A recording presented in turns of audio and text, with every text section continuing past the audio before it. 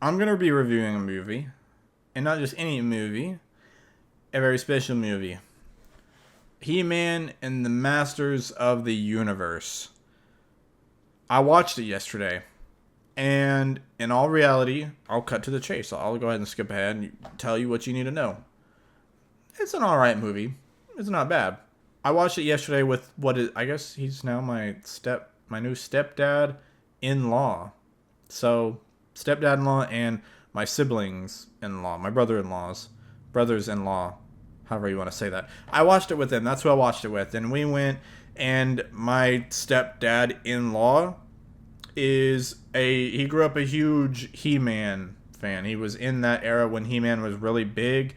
After He-Man came Turtles and Transformers and Power Rangers and things like that. And those things kind of transition more into modern, maybe not so much Power Rangers, and even Transformers is kind of definitely Ninja Turtles the most.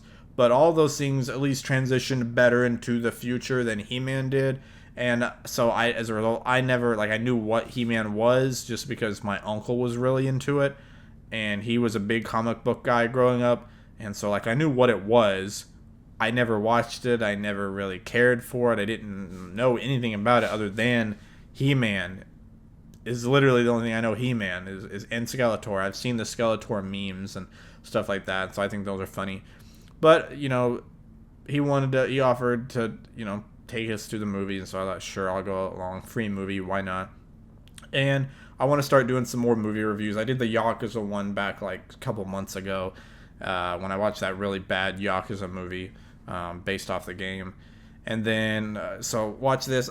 I thought about going back and doing a review because a couple months ago I did watch the Mario movie when it came out, the Galaxy movie, and then I also watched what's the one, Project Hail Mary.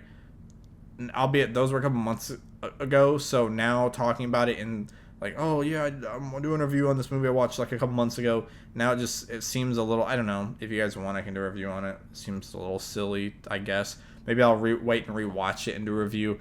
Long story short, I liked both those movies, but today about He-Man, Masters of the Universe, it was alright. That's really all I can say is it was alright. So, not knowing anything about it going in, I didn't really know what to expect. I thought this could be a really lame, boring movie that I'm just here enjoying my Mr. Pibb for, and that's it, and the comfy reclining movie seats.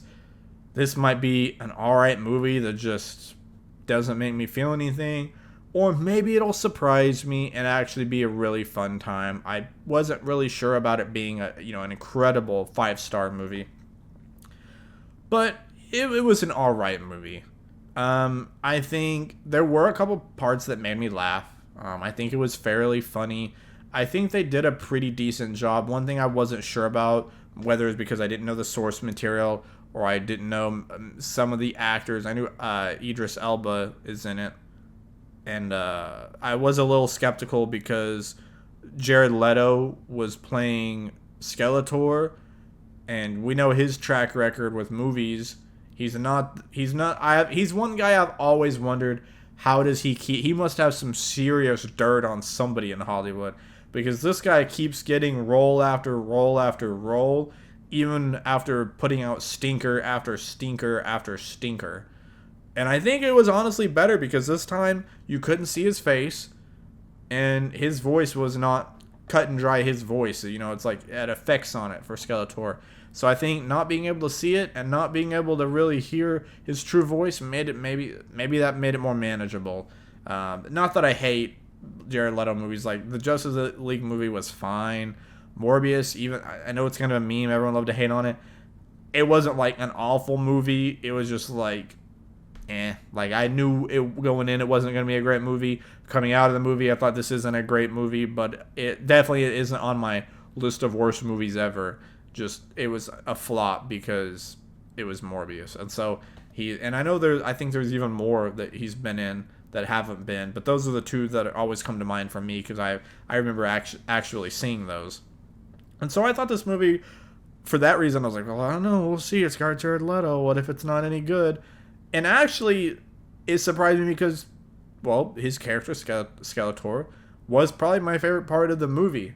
And Skeletor, alongside with the movie as a whole, I mentioned earlier, I was wondering how they were going to balance. Like, is it going to be all goofy, like for fun? Is it going to be serious?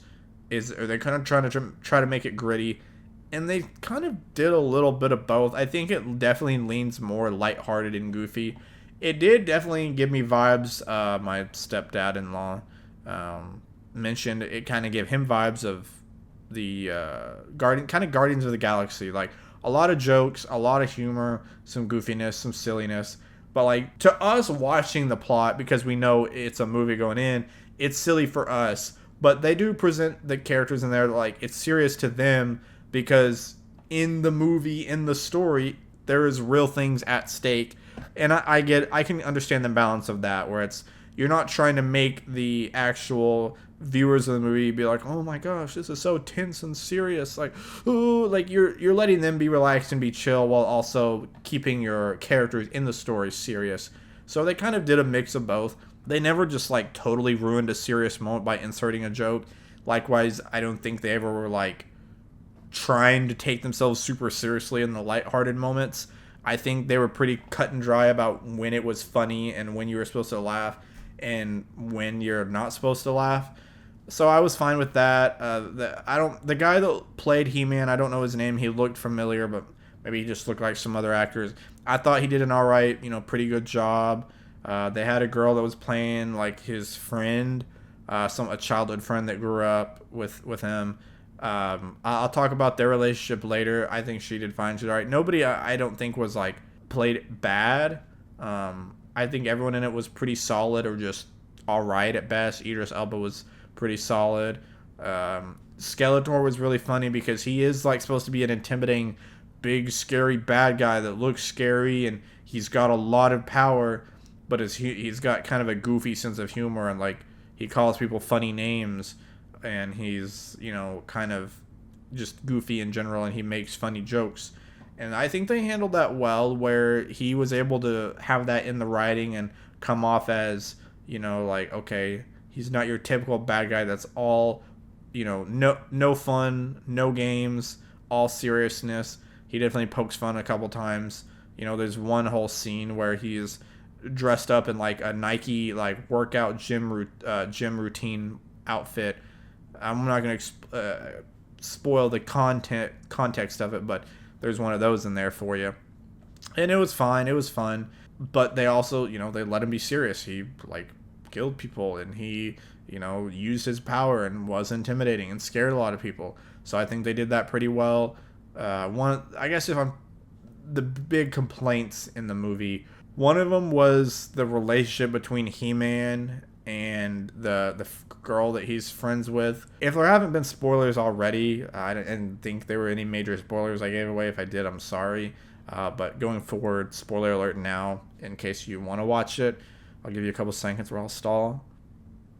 Okay, well now, with that being said, one of my biggest issues was with He-Man and, well, okay, I guess, I'm trying to think, probably two. I have probably 2 or 3 big issues. 3 of them.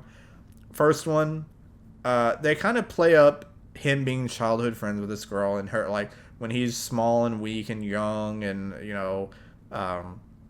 she's friends with him.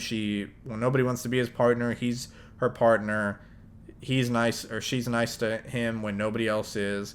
And now that he's, the hero and he's come back to save the day and he's all powerful and strong, it's kind of this dynamic of, like, she still feels like she is superior to him and stronger than him, and, like, he's not quite there yet. There's stuff he needs to learn. She needs to still kind of help him and train him, and she doesn't take him seriously, and she's almost, like, really nice to him when he's young, and when she first meets him and is like, hey, like, you're this hero, you're this guy, like, I believe you can be this guy. And yes, he's goofy at first, but you have to remember, like, they kind of just forget and don't realize the fact that he spent like 15 to 20 years or something away from Eternia or whatever he grew up on, where he was stranded on Earth, not like living this terrible life where nobody believed him, nobody cared about him. He didn't really have any friends, couldn't have any like love relationships because he was obsessed with finding the sword to get back home. and try to help save Eternia from Skeletor and all these bad guys. And they just kind of disregard that, and they don't really give him the benefit of the doubt. They kind of just immediately cast him out. And it's like, this is he is the king's son. He's just someone that's like, the prophecy says supposed to be like a big deal. And I do see in a lot of movies like that, like sometimes they do the other extreme where it's like, oh my gosh, this guy's he's the next big thing, and they kind of like overhype him more so than he needs to be. But in here, they like, it's the king's son. They couldn't give two craps about who this guy is. Half the time they don't recognize him. They don't know anything about him. They don't even know who he is. Even when he says he is who he is, they're like, nah, it's not you. You're not him. Like, they almost just forget the king ever had a son. And even this girl that's like supposed to be his best friend is just kind of like, one moment she wants to support him and be there and be like, I believe in you, and nobody else does. But then the next minute she's also like, oh my gosh, you're disappointing me, you're embarrassing me, like, stop it, you're doing too much, you're not cut out for this, you don't know what you're doing. Like, talks down to him and is a little toxic. And it's like, she starts out, for the first good chunk of the movie, she's pretty likable, and you want them to be together, and it's like, oh, he's gonna be, yeah. And so at some point in the movie, they're leaning in for an embrace, they're about to kiss, and she mentions how he's always been a good friend to her, and that's all she ever wants him to be, is a good friend, and she'll always be his best friend, and he'll be her best friend.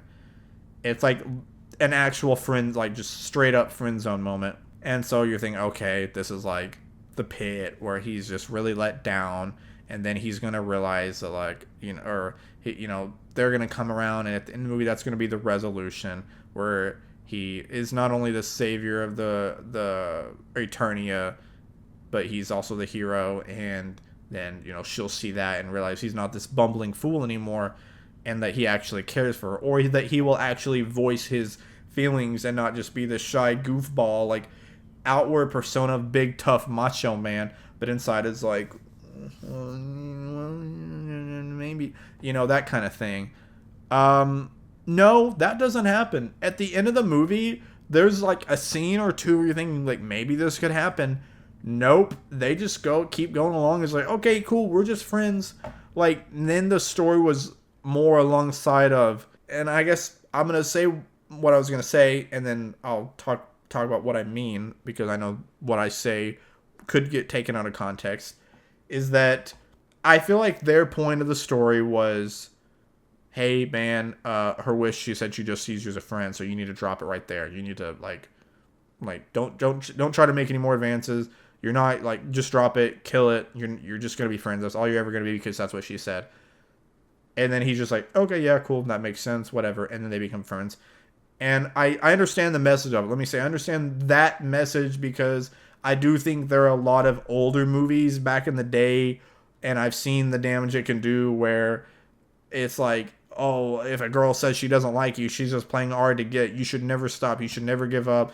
And it's, unfortunately, you get a lot of crazy guys out there that think it's romantic to just go against a girl's wishes, to keep pushing and be like, oh, well, she said she's not interested, but she doesn't know what she wants. I'll show her what she wants. So I get that, but also I think that's treating the audience like they're 5 and like they're really stupid, which, to be fair, there are a lot of stupid guys out there. I think you can absolutely, in the movies, like, that's just incredibly boring. For one, it's boring. 2, it's just like a really cheap way to tie up a relationship and a storyline. And 3, you absolutely can tell that side of things, that, hey, like, he's stopping. He's not being like, oh, no, baby, no, girl, no, honey, like, you don't know what you want. I know what you want. And be like, oh, yeah, okay, yeah, whatever. You can have that awkward scene, that moment, and still build up to where her mind changes, or, like, maybe he doesn't change his mind. He still likes her and still wants to be with her romantically, but he isn't a creep about it. I think you can still have feelings for someone and be like, dang, man, like, I'm going to be kind of romantic toward them, and, like, try to flirt or try to, like, maybe get them to like me, but not, like, discuss them and be a creep or be pushy and aggressive. And, like, you can absolutely still do that. And so that was one of my complaints. Another one I had was going back to when he's spending all this time. He apparently spends time in Oklahoma City, which is just a couple hours out from where I live, so that's cool. Kind kind of a shout out, but not, because I don't really live in Oklahoma City, so it's not a big deal. But it's cool that it's nearby-ish, I guess. And so he spends his time on Earth there. And at the beginning of the movie, when they're doing his like origin story on Eternia, he's like probably like what, 8, 9, 10 years old. And it says he spent like 15 to 20 years on Earth. But it fast forwards to him as an adult, living with some roommate, having a job, trying to be like not obsessed with his origin, but also still is, and trying to live a normal life when people don't believe him. And I understand they probably don't want to go into the whole like, oh, we're just going to retell the whole Superman thing. Like, he becomes a normal guy, has parents that adopt him, all this, blah, blah, blah, blah. But it just totally, like, just right over all that, where I'm like, well, what happened? Like, what was he doing during all this time? What was he doing during all these years? Like, who raised him? Where found him? Like, what were the logistics of this? All we see is he gets dumped in a freaking pond out in the middle of nowhere from this like time warp space portal. And then the other thing I had a complaint with was later in the at the very end, they spend the entire movie hyping up this sword. And again, maybe I don't know the source material, but even my stepdad-in-law that I talked to about it, and I was like, hey, is this like, did I misunderstood this? And he was like, no, like, I think it was a little weird too, having known everything. Even still, it was weird. They spend the entire movie hyping up this legendary sword, the Sword of Power, being this thing that's going to give him power. And it's like, this is it. This is the big deal. Like, if you have this, you're powerful. And it's you know, makes sense. It goes through, talking about explaining the sword, its meaning, all the stuff, why it's important to the people of Eternia, and how, like, everyone wants it. Skeletor, the good guys, the bad guys alike, everyone is looking for it. And it's his rightful sword that he is, like, in the lineage to have. Then at the end, he's fighting Skeletor, and Skeletor just breaks the sword. Which, actually, before that, it's worth mentioning that they were really trying to keep it out of his hands. He-Man gets defeated by Skeletor on, like, Snake Mountain, picks up the sword, goes to do the thing he was going to do, and it just doesn't work.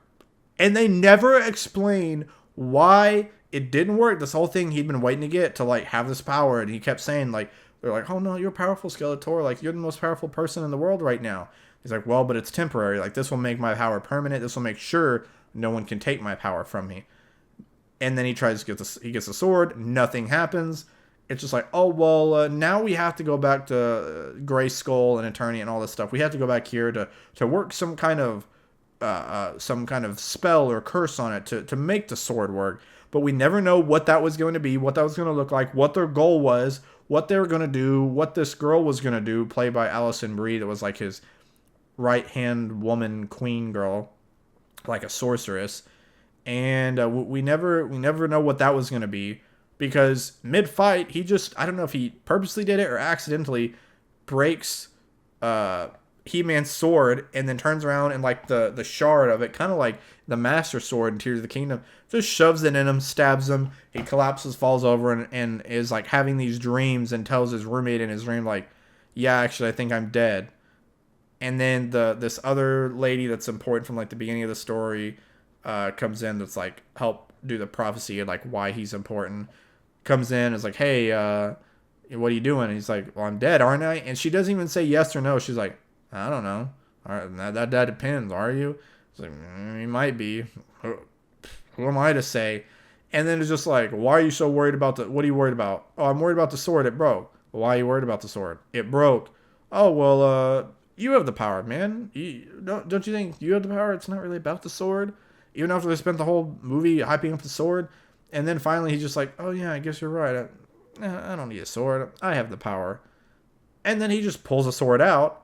And I think, oh, he's going to, like, toss the sword aside, because now he learns the sword is useless. He has the power. The sword was just a weapon.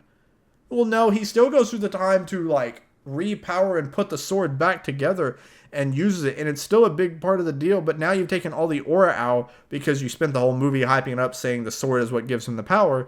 Now the sword is not what gives him the power, but it's still important. That doesn't mean you can just discard it like that. It's still important. It's just not as important. And that, again, that was my last big complaint. There are just those things where I don't think it's going to be a standout, like, 5-star movie, 100% on Rotten Tomatoes, but I don't think anybody ever expected it to be. I would say it's better than what I expected because I was kind of expecting disappointment, but my big thing too, I think what might doom it is that I know it's got Amazon backing it. It's supposed to be like an Amazon Movio studio produced by something. There was a scene where one of the big villains from Eternia was coming to Earth to try to chase down He-Man, or Adam is like his Earth name, and chases him down. And after nobody has been able to stop him or do anything to him, the one thing that slows him down is an Amazon Prime delivery truck. Just freaking rams him and takes him out of the frame. More damage than He-Man had been able to do. Again, he didn't have he wasn't using the sword, but he still could have done something. And even his friend girl at the time could have done something. Didn't do anything. They also loved, there was 2 or 3 scenes where they really loved to showcase the Coke bottle and be like, here, oh my gosh, dude, I totally forgot about one scene looking back now that makes zero sense. And it was just obviously a blatant way to throw in a Coke bottle. And I noticed this because they'd done the same thing in First Light. They had a couple Coke advertisements. I guess they must have a big deal with Coke where they got to throw them in all their productions. Because they're in a restaurant when he's trying to explain to his date how the sword works, when he's hyping up the sword. He's like, well, it's like the sword is like a vessel, so think of it like this Coke bottle. And he, of course, got to hold it out where the Coke sign's there, and he's pouring it. It does a slow motion, like not slow motion, but like a zoomed in frame of the ice cold or the condensation, something you see like in a commercial where the Coke is filling up, purely just to say, hey, look at this Coke. It looks great. Don't you want to go get a Coke while you watch this movie? Screw you, I was drinking Mr. Pibb, and I didn't want a Coke. I wanted Mr. Pibb. And then I'm like, okay, I bet there'll be like some flashback that'll come back in at the end when they're explaining the sword and how like, okay, the sword is just a vessel for the power. You're gonna reference that, right? And be like the old aha moment we told you at the very beginning. Nope. It wasn't even referenced. That's not even the point they were trying to make. They just straight up were like, no, you have the power, He-Man. I think probably it was like, I give it like out of on the Rotten Tomatoes, I don't know what it got, but on the Nog meter, let's give it like a 60. It's not good enough to be 69. It's not bad enough to be 67. So we'll give it like a 68%. And maybe that's low, but I like to use the whole scale. I'm not those people that puts everything at a 7 or 8. So I think it's not a stinker like I was expecting, but it's probably not something I would rewatch, just because I'm not a fan. I'm sure if I was a fan, maybe I liked it more. My stepdad-in-law sure seemed to really love it. He admitted it wasn't a perfect movie. It wasn't, one of his favorites, but it was solid. It was an all right movie, and I didn't have to pay for the movie ticket. I'm very thankful that, I always appreciate a free movie or someone buying something for me, so that was awesome. I got to end the day by going to B-Dubs and getting a mac and cheeseburger. So that was a He-Man movie. I wasn't planning on talking about it that long, but then I remembered I had a lot more to say about it than I really thought I did. So adios, guys. Bye-bye.